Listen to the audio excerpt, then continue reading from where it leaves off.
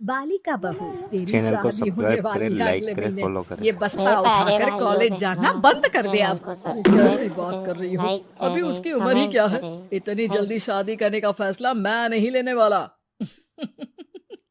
फैसला लेने के लिए तुम्हें कहा किसने है? अरे मैंने कह दी शादी है तो है अगले महीने। बेचारी अमिता करती भी तो क्या, छोटी सी उम्र में बन जाती है अपने से 2 गुने उम्र के आदमी की बीवी। शादी के बाद देर रात पति घर आता है। खाना लगाओ, भूख लग रही है। अमिता खाना लगाती है। ये क्या बनाया है? वो सारा खाना फेंक देता है। कर्म ही खराब थे जो इतनी कम उम्र के लड़के से शादी करा दी। तभी वहाँ अमिता की सास आ जाती है। अरे हमें क्या पता था कि ये इतनी कामकाज में ढीली है। इसकी माँ ने तो कहा था रॉकेट की स्पीड से काम करती है। अमिता को आए दिन ससुराल में ताने, गालियां और कभी कभी तो मार भी पड़ती। सुन जा, अपनी माँ को बोल 50,000 रुपए भेजे, फ्री में नहीं रखना है तुझे। अरे मेरी एक आंख का ऑपरेशन भी तो करवाना है। अमिता को सास घर से निकाल देती है। अमिता परेशान होकर मायके की ओर जाती है। वो घर तो पहुंचती है लेकिन वहाँ ताला लगा है। अरे अमिता बेटी, क्या हाल बना रखा है तेरे पति ने? कहाँ है वो? अमिता पड़ोसी के सामने रोने लगती है। मुझे नहीं जाना उस घर में चाची। मेरे मम्मी पापा कहाँ है? उन लोगों ने तो ये मकान छोड़ दिया बिटिया। वो लोग तो कहीं और शहर चले गए, तुझे नहीं बताया? अमिता जोर जोर से रोने लगती है। नहीं बताया। ये क्या कर गए माँ पिताजी मेरे साथ? मेरी जिंदगी तो नर्क से भी खराब है। अब मैं क्या करूं? अमिता रोते हुए वहां से जा रही होती है कि उसे एक औरत मिलती है। अरे सुनो तो, रो क्यों रही हो? तो क्या करूं? हंसू? अमिता उस औरत को अपनी सारी कहानी बताती है। देखो, मेरा सिलाई का काम है। अगर तुम चाहो तो मेरे साथ ये काम कर सकती हो। बदले में मैं तुम्हें रहने की जगह, खाना और 1 दिन का 100 रुपया भी दूंगी। अमिता कुछ सोचती है और फिर उस औरत के साथ चल देती है। अब क्या था, अमिता की जिंदगी अपने मायके और ससुराल से दूर एक नए सिरे से शुरू होती है। रहना खाना फ्री होने के कारण अमिता रोज का पैसा बचा लेती। वो आसपास के लोगों के भी कपड़े सिलने लगी। और एक दिन सिलाई सेंटर की एक औरत कहती है, अरे वो साड़ी की कंपनी है ना, वो बिक रही है। पास बैठी अमिता सारी बात सुन रही थी। हाँ हाँ, बिक तो रही है, लेकिन उस बंद पड़ी मनहूस कंपनी को खरीदेगा कौन? तभी तो इतनी सस्ती बिक रही है, लेकिन कोई खरीदार नहीं है फिर भी।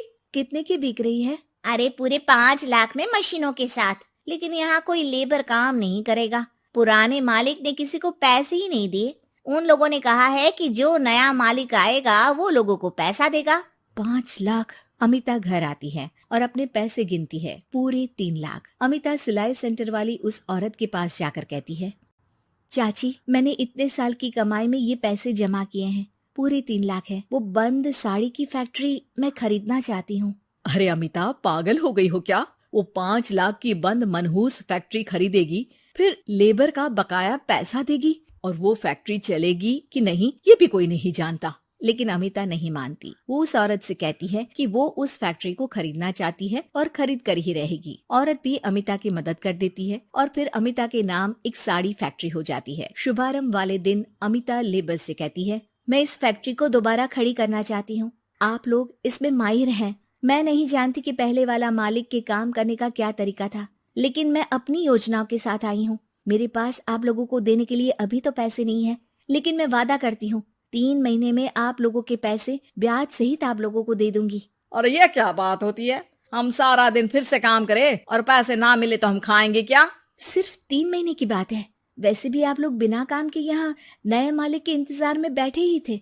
मैं काम करना चाहती हूँ और 3 महीने में सारे पैसे देने का वादा भी करती हूँ। लेबर आपस में सलाह करते हैं और अमिता की बात मान लेते हैं। सिलाई सेंटर से मशीन, सिलाई और कपड़े के ज्ञान में माहिर हो चुकी अमिता सभी के साथ मिलकर खुद काम करती। शहर और दूसरे शहरों में घूम घूम कर साड़ी का डिजाइन दिखाती और ऑर्डर लेती। अमिता को कई जगह से ऑर्डर आ जाते हैं। कई लोग उसके काम को सराहते तो कई आलोचना भी करते। अरे बड़े बड़े व्यापारी बैठे हैं, यहाँ तू कहाँ टिकेगी? लाओ दिखाओ कैसी साड़ी बना रही है तुम्हारी फैक्ट्री। अमिता उन लोगों को साड़ी के डिजाइन दिखाती है कि तभी वहाँ व्यापारी की बीवी आ जाती है। हाय रे, कितनी प्यारी साड़ी है ये, बड़ी महंगी लगती है। मेरे लिए ले लो ना जी, और हाँ, अपनी दुकान में भी रख लो इसे, बहुत बिकेगी मैं कहती हूँ। अमिता मुस्कुराती है। अरे सेठ जी, बड़े बड़े व्यापारियों से नहीं, पर अच्छी डिजाइन और क्वालिटी से बाजार में चलती है। अब बताओ कितने का ऑर्डर है आपका? धीरे धीरे अमिता का आत्मविश्वास और बढ़ता है। बड़े बड़े ऑर्डर्स के लिए वो खुद लेबर्स के साथ मिलकर सारा दिन सारी रात काम करती। और फिर वो दिन भी आ जाता है जब अमिता को लेबर को पैसे देने होते हैं। मैं आप लोगों से 3 महीने बाद आज के दिन ये बात करना चाहती हूँ कि मैंने जितने पैसे देने की आपसे बात की थी उतने मैं नहीं दे सकती। हम लोग जानते थे कि पर आपकी कंपनी तो फायदे में है, फिर हमारे पैसे क्यों नहीं देंगी? मतलब आप लोगों के बकाया पैसे, ये 3 महीने के पैसे और ब्याज के साथ मैं आप लोगों को 10% का मुनाफा भी दूंगी। सभी खुश हो जाते हैं।